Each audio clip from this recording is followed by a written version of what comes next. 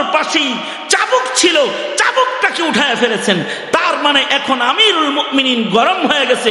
উমর গরম হয়ে গেলে উমরের সামনে দাঁড়ায় এমন কোন মায়ের সন্তান আরবের জমিনের উপরে নাই, খাত্তাবের ছেলে। এ কারণে হিজরতের সময় তরবারিটা বাইর করে কয়, যাইতেছি মাসুকের কাছে, পারলে কোনো মায়ের পুত থাকলে থামা আমারে। সেই উমর তো চাবুক টান দিয়ে উঠায় ফেলেছে। হুর ইবনে কায়েস দেখি এখন তার চাচার উপরে যদি একটা চাবুকের বাড়ি পড়ে, এক হুর ইবনে কায়েস বিশিষ্ট একটা আবেগ, হযরত উমরের পার্লামেন্ট মেম্বার ছিলেন, মন্ত্রী ছিলেন হযরত উমরের। হযরত উমর আধা জাহান শাসন করতেন।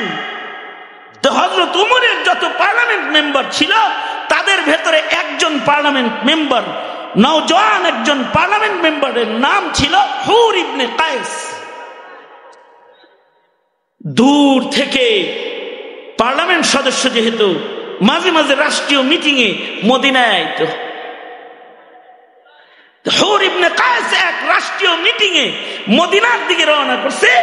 এই হুর ইবনে কায়েসের দাদা, যিনি দাদা হুর ইবনে কায়েসের চাচা, বুড়া মানুষ, 100 বছরের উপরে বয়স, সে কয়, এই তোমরা পার্লামেন্ট মিটিং মানে সংসদ অধিবেশন কেমনে করো, এইটা আমার দেখতে মনে চায়। বুড়া চাচার সংসদের মিটিং দেখার। আমাদের দেশেও কায়কোবাদ সাহেব যদি পাস দেয় কাউকে সংসদ সদস্য হিসেবে, যদি আপনার একটা পাস দেয়, তো আপনি বুড়া থুরা ওনার লগে যায় গ্যালারিতে বসে মিটিং দেখতে পারবেন। এই নিয়ম আগেও ছিল। তো হুর ইবনে কায়েসের চাচা পার্লামেন্ট মিটিং দেখার জন্য ভাতিজার লগে যাইতে চায়।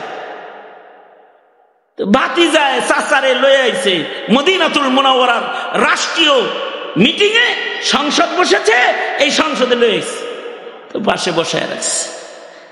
আইন কানুনের আলাপ যখন হইতেছে না, রাষ্ট্রীয় মিটিং চলাকালে বুড়া সেইটা হযরত উমরের সামনে এসে বলে, হেই তোমার এই দোষ, তোমার এই দোষ, তোমার ওই দোষ, তুমি এই কাজটা ভালো করো নাই, আপনি ওই যে কথা কইতেছেন কামটা ভালো করতেছেন না, হ্যাঁ এরাও ভালো করে নাই, আপনিও ভালো করতেছেন না, হ্যাঁ তেমনি রাগ হয়েছে।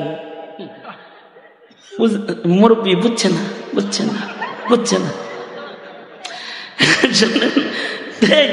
একদিকে পার্লামেন্ট মিটিং চলতেছে, আর একদিক দিয়ে চাচা তো রাগে গেছে হযরত উমরের উপরে, পারে তো হযরত উমরে অন্যায় ভাবে কলার ধরে। হযরত উমর নৈতিক কেউ কিছু বললে হযরত উমর থেমে যেতেন, অনৈতিক কেউ কোনো কথা বললে তার উপরে হযরত উমর চটে যেতেন। চাচা যেহেতু অনৈতিক কথা শুরু করেছে, হযরত উমর পাশেই চাবুক ছিল, চাবুকটাকে উঠায় ফেলেছেন। তার মানে এখন আমিরুল মুমিনিন গরম হয়ে গেছে। উমর গরম হয়ে গেলে উমরের সামনে দাঁড়ায় এমন কোন মায়ের সন্তান আরবের জমিনের উপরে নাই, খাত্তাবের ছেলে। এ কারণে হিজরতের সময় তরবারিটা বাইর করে কয়, যাইতেছি মাসুকের কাছে, পারলে কোনো মায়ের পুত থাকলে থামা আমারে। সেই উমর তো চাবুক টান দিয়ে উঠায় ফেলেছে। হুর ইবনে কায়েস দেখি এখন তার চাচার উপরে যদি একটা চাবুকের বাড়ি পড়ে, এক বাড়িতে শেষ হয়ে যাইব। উমর যার নাম।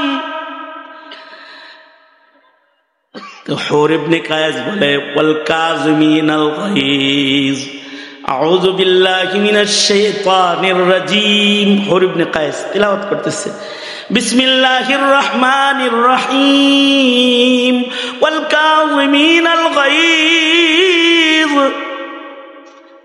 হযরত উমরের কানে কোরআনের আয়াত আসার সাথে সাথে হযরত উমর কোরআনের সামনে সব সময় দুর্বল, কারণ এই কোরআন শুই না হযরত উমর কালেমা পড়ছে।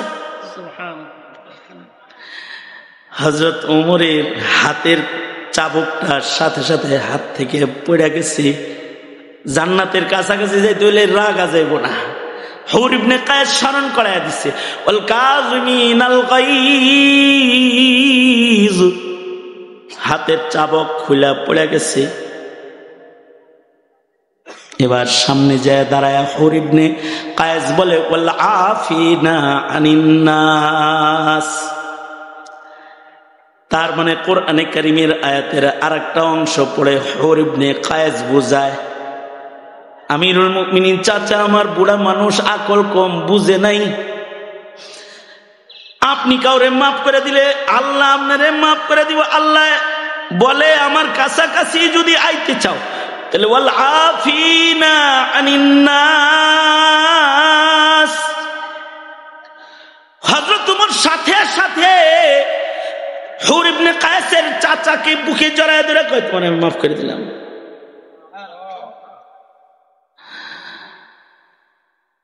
আল্লাহর কোরআনের বর্ণনাগুলো সাহাবায়ে কেরাম কিরকম মানছে, আমরা তো ওয়াজ শুনি কিন্তু মানি না।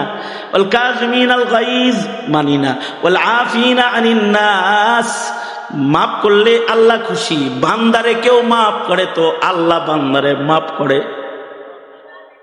আমরা বয়ান শুনি কিন্তু আমল করি না। কিন্তু সাহাবী ওমর শোনার সাথে সাথে কয় তোমারে মাফ করে দিলাম।